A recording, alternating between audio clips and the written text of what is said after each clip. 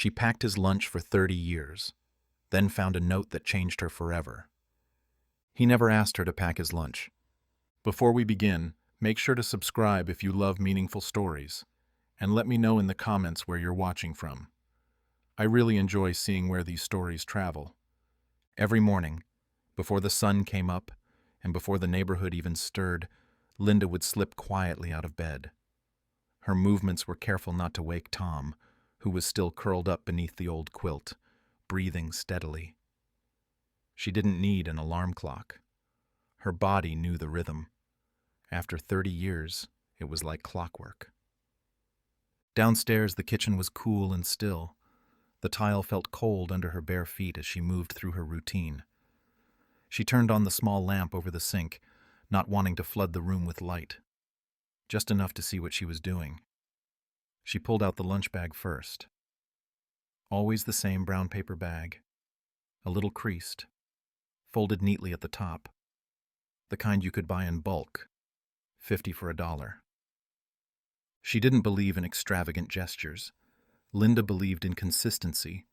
She believed in showing up, and she believed in lunch. 2 slices of wheat bread, a light swipe of mayonnaise on one, mustard on the other. Thin turkey, Swiss cheese, lettuce if they had it, a slice of tomato if it hadn't gone mushy. She wrapped the sandwich tightly in wax paper, then tucked it inside the bag. Next, a piece of fruit, usually an apple, sometimes a banana, depending on what the store had, always checked for bruises, always wiped clean. And then, the napkin. The napkin was her favorite part. She kept a stack in the drawer, white, folded, soft. She'd write something small in the corner with a blue pen, a little note. Some days it was silly. Don't forget you're the best. Or, guess what's for dinner? Same as last night. Love you. Sometimes it was sweet. I miss you when you're gone. Thanks for working so hard for us. Every note, every word came from the same place. She loved him, not loudly, but deeply. Not with flowers and speeches, but with gestures, sandwiches, apples, napkin notes. Tom never said much about the lunches. He'd kiss her goodbye, grab the bag on his way out, and head to the car. Work boots on, thermos in hand. It was all routine. When they were younger, there was chaos. Diapers, school projects, PTA meetings. And through it all, Linda packed that lunch. Even on mornings she was sick. Even on days she was angry with him. She didn't skip. And now, with the kids grown and gone, with the house quieter than it had ever been, the routine still mattered. It kept her steady, kept her grounded. She'd pack the bag, then sit by the window for a few minutes after he left, watching the sky lighten. Sometimes she wondered if he even noticed the notes. He never brought them up, never said thank you. But he ate the lunch. The bag came home empty. That was something. There were days she thought about stopping, not because she wanted to punish him, but because she wondered if it still mattered. But the idea of him sitting on a job site somewhere, hungry or reaching into an empty bag, made her chest tighten. She couldn't do it.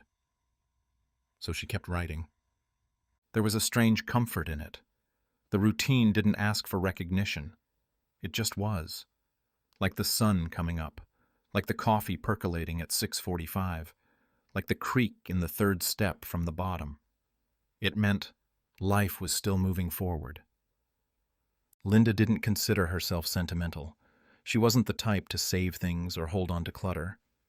But the napkin notes, that was her one indulgence, her small rebellion against time. She thought maybe one day he'd mention them, or maybe she'd ask. But then again, maybe it was better not to. In the end, she didn't pack his lunch for the thanks. She did it because love, real love, was shown in the quiet things. The things no one applauded. The things you did when no one was watching. And so, on a cold Tuesday morning like any other, Linda packed his lunch, not knowing that in just a few weeks, that simple act would uncover something that would change everything she believed about the man she thought she knew. Tom never asked her why she kept doing it, not once in 30 years. There were mornings Linda moved slower, her joints tight, her back stiff from sleep. Still, she was up before the alarm. She had gotten used to waking before the world did. She didn't need a reason. It was habit. It was rhythm. It was love, just done quietly. She moved through the kitchen the same way every day. Counter, fridge, drawer, bag, sandwich, fruit, napkin. It wasn't glamorous, but it was theirs.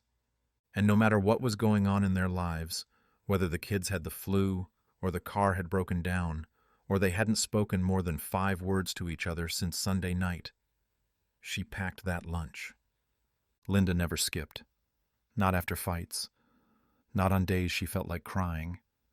Not even after that stretch a few years ago when she thought, for a moment, maybe they were slipping into something they wouldn't get back from. Even when the air between them felt thick and uncomfortable, she still made sure that brown paper bag was sitting on the edge of the counter when Tom came downstairs. He'd walk into the kitchen, tie around his neck if he had a meeting, or work boots already on if it was an early job. He'd pour himself coffee, say, "Morning." She'd answer with a small smile. Sometimes there wasn't much more. But the lunch was always there. It was a rule she never broke. One time, years back, she caught a stomach virus that knocked her out cold for 2 days. She was barely coherent, dizzy, and shivering under blankets. When she woke late that first morning, she was surprised to find Tom still home, standing awkwardly in the kitchen. He didn't know what to pack. He hadn't even tried. She smiled weakly and said, "Check the fridge. I think there's ham." She could barely sit up, and still, she was thinking about his lunch. He kissed her forehead and told her not to worry. He'd grab something from the corner deli. But Linda knew that if she had been able to stand, she would have packed that bag herself, fever or not. Because for her, the lunch wasn't just about food. It was about being seen, about being loved in a way that didn't need to be flashy. It was about taking care of someone, even when they didn't ask for it, even when they forgot to say thank you. Tom wasn't a man of many words. He never was. In the early years of their marriage, that had bothered her. She came from a family that talked everything through, loud, expressive, and emotional. Tom was the opposite. Quiet, solid, a man who thought about things before speaking, sometimes for too long. But over the years, she stopped trying to change him. She found peace in his steadiness. He didn't say much, but he showed up, every single day. Rain, shine, snow, holidays. He worked. And she knew, in his own way, he was showing her love too, just differently. There were moments she caught him looking at her in the kitchen, a strange look on his face, like he wanted to say something but couldn't quite get it out. She'd glance over and raise her eyebrow. He'd shake his head and mutter something like, "Nothing," before picking up his coffee. She always wondered what those moments meant, but she never asked. The years passed. Kids came, then grew up and moved out. The house got quieter. The routine stayed the same. Some mornings she'd hear the birds before she even opened her eyes. That's when she knew it was spring. Other times, she'd catch the first frost on the windows. Each season marked time, but her rhythm didn't change. Bag, sandwich, fruit, napkin, note. That Tuesday morning, Tom didn't say much, just nodded, grabbed the bag, and left. She watched the truck disappear down the street. She never imagined that something as ordinary as a paper lunch bag could carry so much. But she would soon learn that the quiet things, the ones we think no one notices, sometimes echo the loudest. Linda didn't keep track of the exact number of days left until Tom's retirement, but he did. He'd started mentioning it months ago, casually at first, then more often. 22 workdays to go, he'd say while unlacing his boots, or 3 more Mondays. At first she'd nod and smile, but as the number got lower, something inside her shifted. She didn't know how to explain it. Tom was excited, and he had every right to be. 38 years on the job. Long days, early mornings, missed birthdays, worn hands. He had earned his break. Still, the thought of him not leaving in the morning, of the house not falling into its usual rhythm, felt strange. The mornings had always belonged to her, before anyone else was awake, before the phone rang or the doorbell buzzed. Those quiet kitchen minutes were hers, a small window of time where she could do something for him, alone, uninterrupted. Now it was all about to end. She didn't say much about it. She never had been one to talk feelings first. Instead, she listened as Tom started making plans. He wanted to fix up the shed, clean out the garage, maybe even build that deck he kept talking about but never had time for. "We'll have our mornings together," he said one night as they sat on the couch. "Coffee, no rush, just us." She smiled, but she also felt a twinge. Mornings were about routine, purpose. She wasn't sure what they'd look like without the rhythm she'd kept for so long. A week later, she stood in the kitchen just after sunrise, packing another lunch. He had only 11 days left. She paused longer than usual with the napkin in her hand. What was she supposed to write? Did she say something about the countdown, or act like nothing was changing? In the end, she scribbled, "Almost there.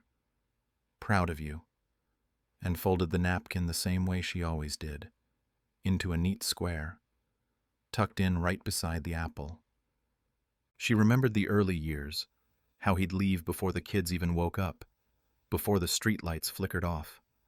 She'd stand at the window, watching his taillights disappear in the dark. Back then, she thought packing his lunch was temporary, something she'd do until the babies got older, until life got busier, until she needed the extra time in the morning. But she never stopped. It wasn't obligation. It became her anchor. Now that anchor was slipping loose, and she wasn't sure what that meant. That night, as she cleared the table after dinner, Tom walked in from the garage. "You know, I've been thinking," he said, pulling off his work gloves. "After retirement, we could drive out to the lake one morning. You always used to say you wanted to go back." She nodded. That'd be nice. But the thought struck her again. No more 5:30 a.m. alarms. No more brown bags lined up on the counter. No more sandwiches with the crusts cut just the way he liked. No more notes. And the more she thought about it, the more the air felt heavy.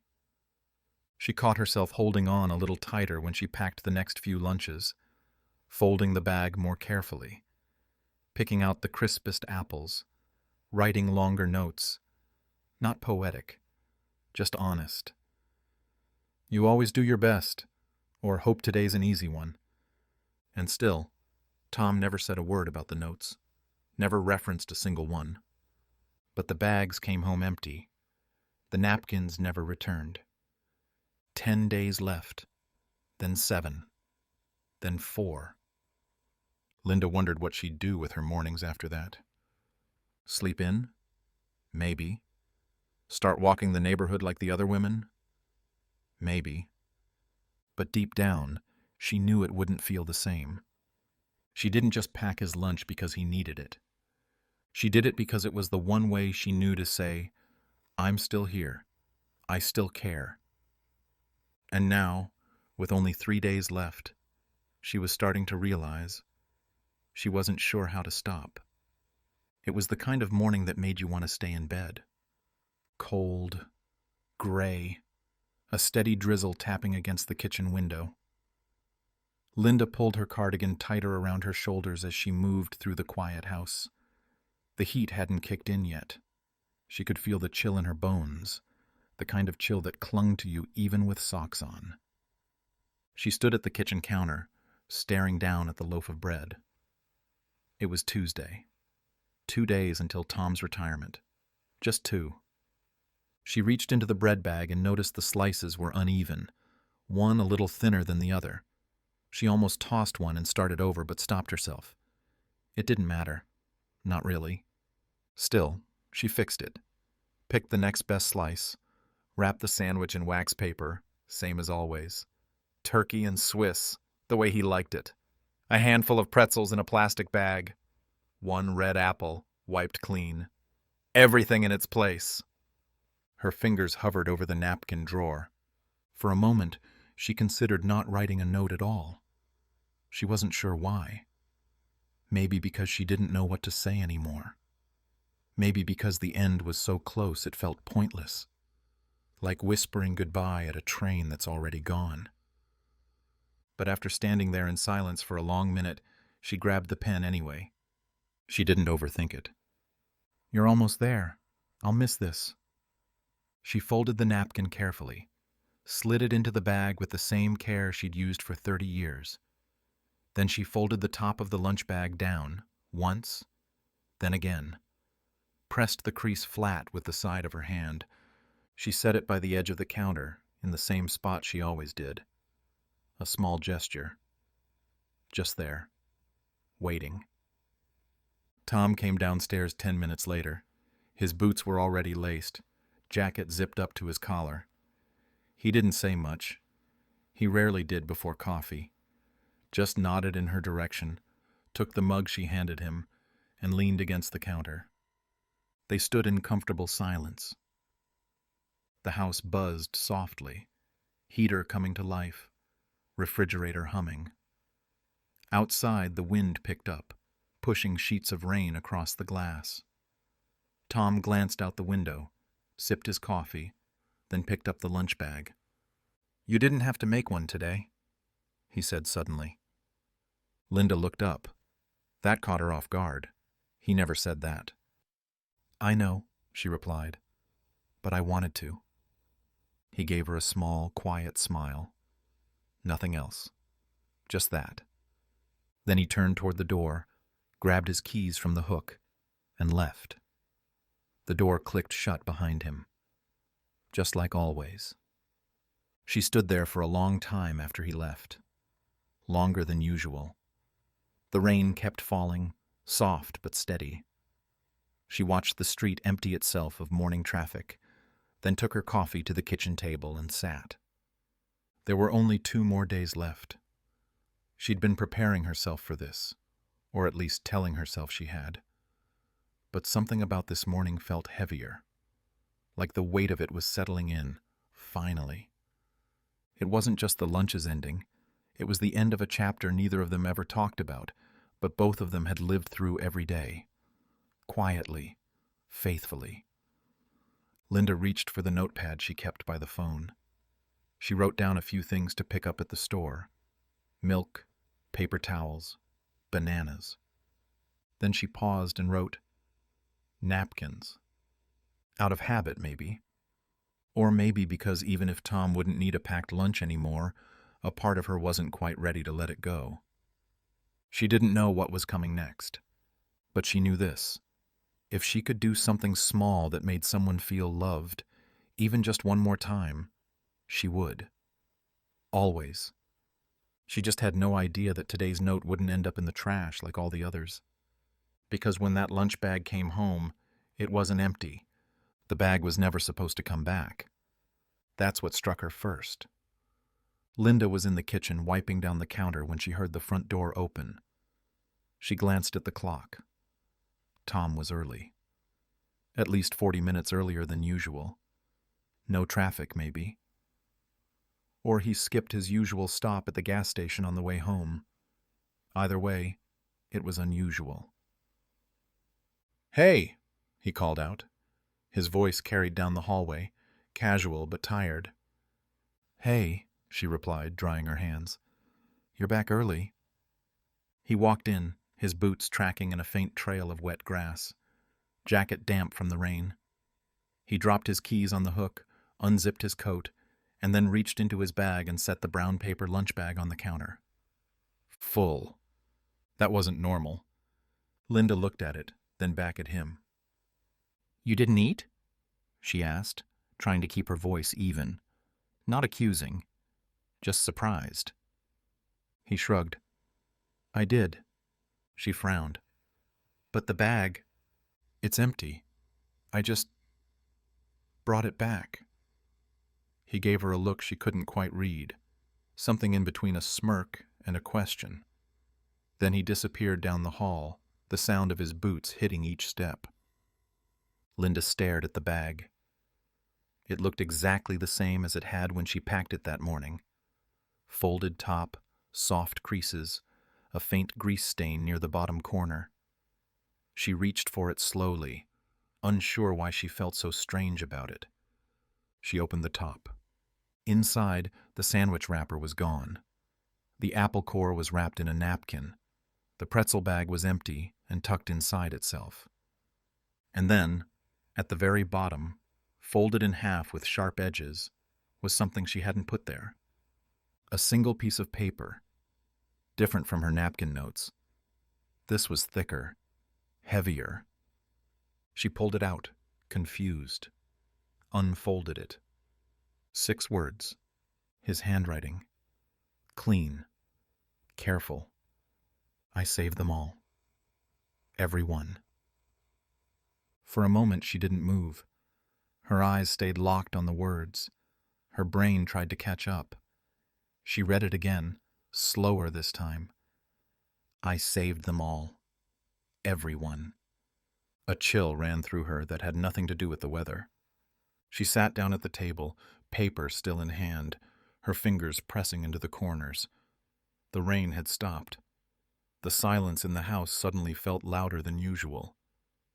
Saved what? Her mind knew, of course, but her heart needed a minute to believe it. The notes. Her napkin notes. Every single one. She couldn't stop picturing it. A drawer. A box. Somewhere in the garage, maybe. Or tucked inside a closet. Dozens. Hundreds of napkins. Each one with a corner of her thoughts, her effort, her love scribbled in blue ink. She'd assumed they were thrown out with apple cores and sandwich crusts. She never expected him to keep them, not even once. She had packed those lunches for 3 decades, sometimes writing something funny, sometimes just one word. She never asked if he read them. He never said that he did. But now, all at once, she understood. He had read every single one. She pressed the paper flat on the table. It wasn't long or emotional, not poetic, just the truth. And it hit harder than anything else he could have said. Upstairs, she heard the faint creak of the bathroom door closing. She sat still, unsure whether to follow him or sit a while longer with this moment. It felt too big to move past just yet. 30 years of words, and not one of them was lost. He'd kept them. Quietly, carefully, without telling her, without ever once needing to. Because somehow, in all those early mornings and quiet routines, Tom had been listening. She thought she'd been the one giving all these years. Turns out, he'd been holding on the entire time. And that changed everything. She didn't ask him about the note that night. She wanted to. The words sat at the back of her throat all through dinner. But every time she opened her mouth, something about the way he looked at her, the way he chewed slowly, like he was thinking, kept her quiet. They ate in the den with the TV on low. A rerun of a show they'd both seen a dozen times played in the background.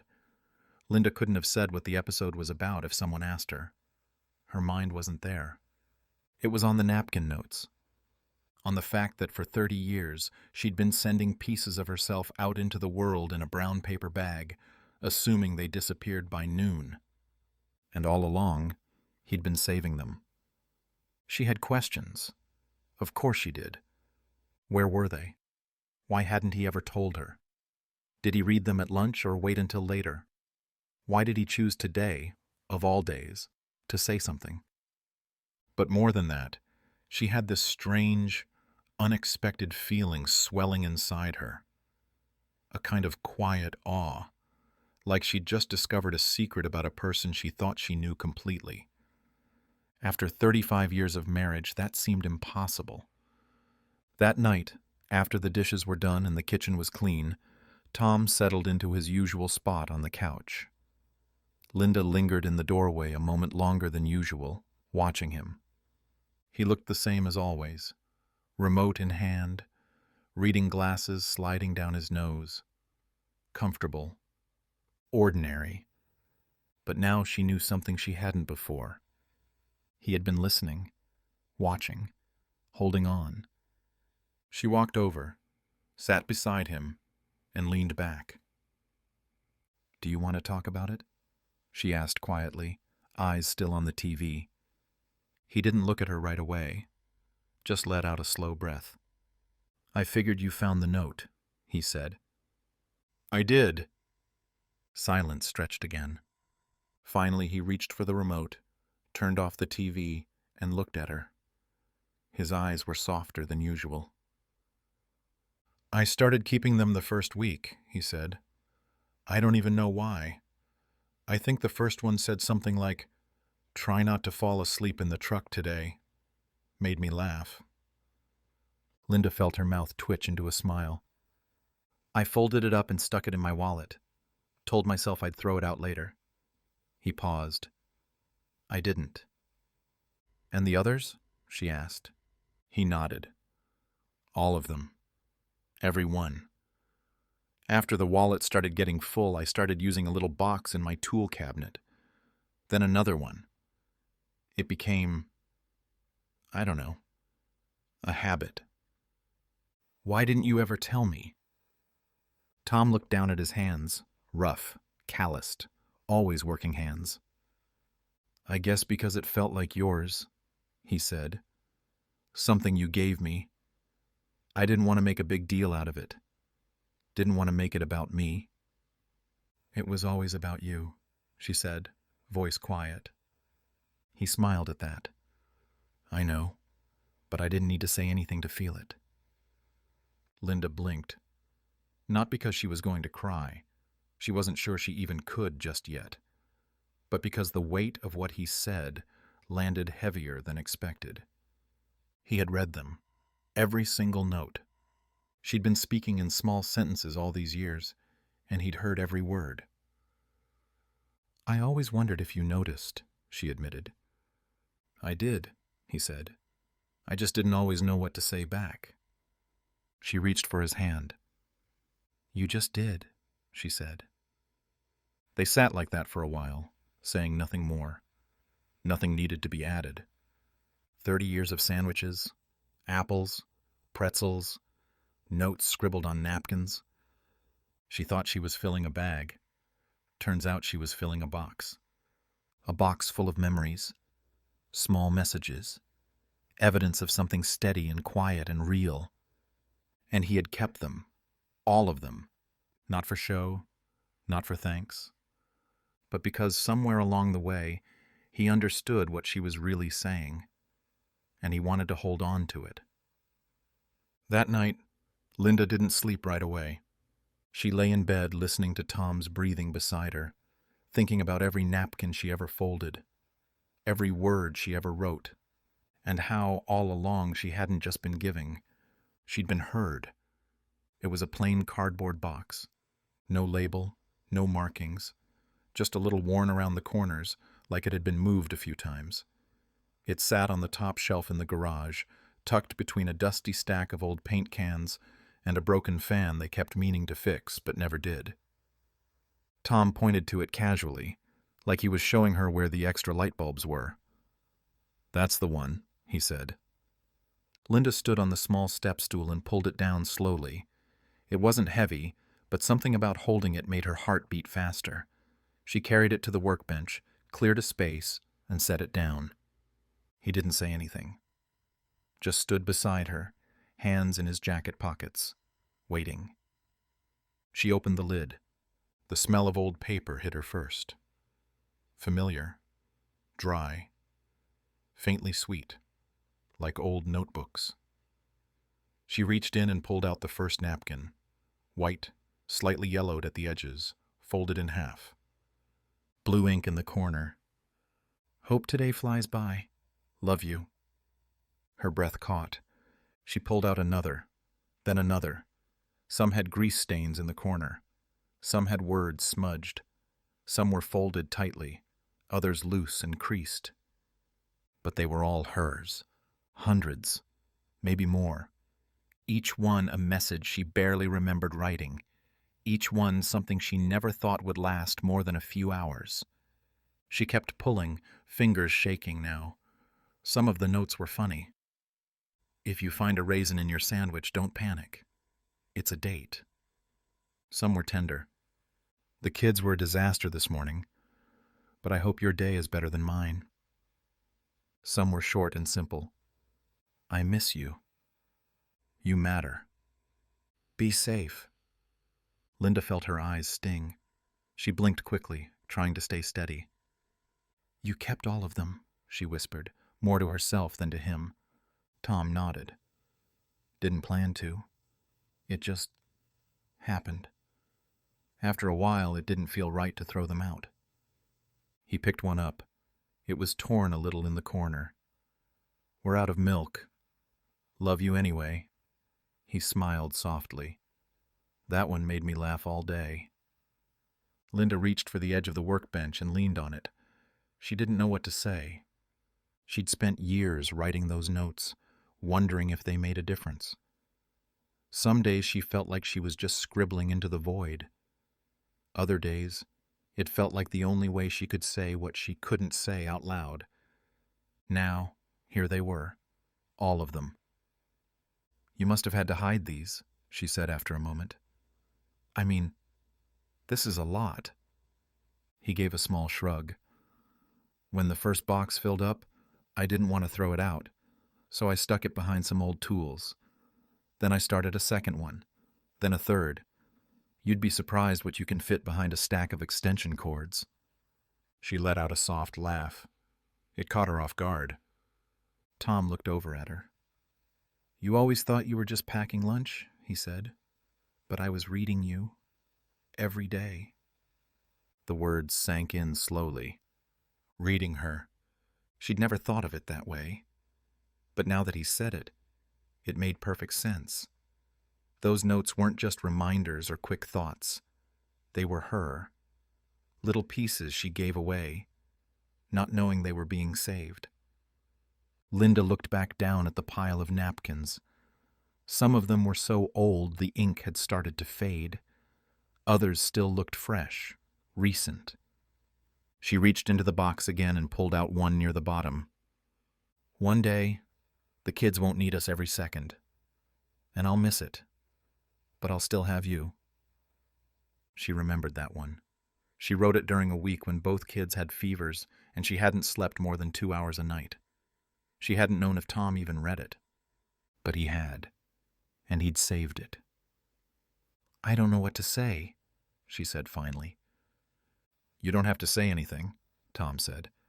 You already did. They stood there in the quiet of the garage, the open box between them, filled with years of small words that meant everything. She had written them without expecting anything in return. But what she got back was more than she ever could have imagined. The next morning felt different. Tom didn't lace up his boots. He didn't reach for his thermos. He didn't grab the keys from the hook like he always had. Instead, he poured coffee into 2 mugs and handed one to Linda. No more alarms, he said with a quiet smile. Feels strange. She took the mug but didn't answer right away. It did feel strange.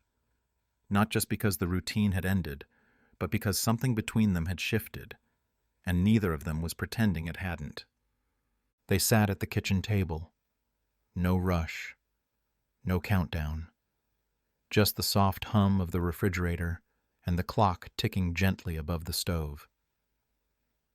"I've been thinking," she said after a long silence, "about all those years, about the lunches, the notes."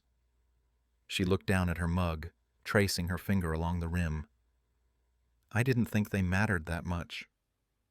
"They did," he said without hesitation. She looked up. "There were days," he continued, "when I'd be standing outside, soaked in rain or covered in dust from a job site, and I'd open the bag just to see what you wrote. Even if the sandwich was soggy or the apple was bruised, I always looked for the note." Linda tried to picture him, standing in some half-finished building, leaning against a wall, opening a napkin and reading her words. "And you never said anything," she said, more to herself. Tom shrugged. "I didn't know how. It felt private. Like a conversation we were having that didn't need to be said out loud." She nodded slowly. It made sense, in a way. They had always been that kind of couple. Quiet, steady, not a lot of big speeches. Just presence. He took another sip of coffee, then looked at her with a seriousness she wasn't expecting. "You thought you were showing love. All those lunches, those notes. You thought it was one way." She said nothing. "But it wasn't," he said. "I didn't know how to say it back. Not in the moment. But I held on to them because they reminded me every day that someone out there still believed in me. Even when I didn't." Linda's eyes stung, but she didn't cry. Instead, she reached across the table and put her hand over his. "You never had to say it out loud," she said. "I just didn't know you were listening." "I was," he said. "Always." For years, she had been the one giving, the one writing, packing, folding, remembering. She thought she was doing it alone, that maybe the notes went unnoticed, that maybe the gestures didn't mean as much to him as they did to her. But now she knew the truth. He had loved her back, quietly, consistently, in his own way. And instead of words, he had chosen to keep pieces of her. Paper reminders, folded thoughts, all of it. Tom stood up and walked over to the counter. He reached into the top drawer and pulled out a fresh napkin. Then he picked up the same pen she always used. He scribbled something quickly and slid the napkin across the table toward her. She looked down. "You fed me. You kept me going. I never said thank you, but I should have." She read it twice, then a third time. Then she folded it carefully, just like she always had, and tucked it into her pocket. "I guess I'll start my own box," she said. He chuckled. "Might be a small one." "Doesn't have to be big," she said. "Just has to be true." They stood in the kitchen a little longer, not needing to fill the space with words. Because now she knew. He hadn't missed a thing. Linda didn't pack a lunch the next morning. There was no sandwich to make, no apple to polish, no note to write. For the first time in 3 decades, her hands were still in the quiet hours before the sun came up. But she didn't sleep in. Old habits, it turned out, didn't let go that easily. She made coffee like always, set out 2 mugs like always. Only this time, Tom was already in the kitchen waiting for her. They sat at the table together, sipping slowly, watching the light creep in through the window above the sink. The silence wasn't awkward. It was full of everything they had finally begun to understand about each other. Linda glanced at him. "What are you going to do with all those napkins?" Tom shrugged, eyes still on the street outside. "Keep 'em, I guess. Not sure I could throw them away." She nodded. "I don't want you to." It was strange, she thought, how something so small could carry so much. All those years she believed she was the one pouring in, all the care, all the effort. But now she knew. He'd been collecting every word like it mattered, because to him, it had. The box still sat on the garage shelf. She hadn't touched it since they opened it together, but just knowing it was there made her feel something she hadn't expected. Seen. Heard. Understood. It was a feeling that came too late for questions, but just in time for answers. Later that day, while Tom was out back trimming the hedges, Linda walked to the garage. Dust hung in the air like a memory, soft and untouched. She pulled the box down again, slower this time, and carried it to the table by the window. She went through them one by one. Her handwriting changed over the years. In the early notes it was sharp and tidy, rushed but neat. Later it softened, slanted more, sometimes barely legible if she was running late. But the words were always steady, always hers. Some made her laugh out loud.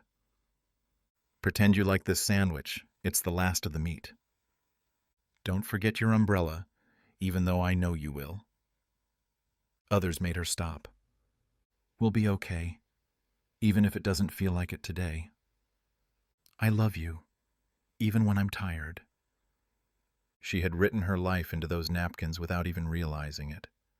And he'd carried them, every day, a quiet weight he chose to bring with him, not because he had to, but because they meant something.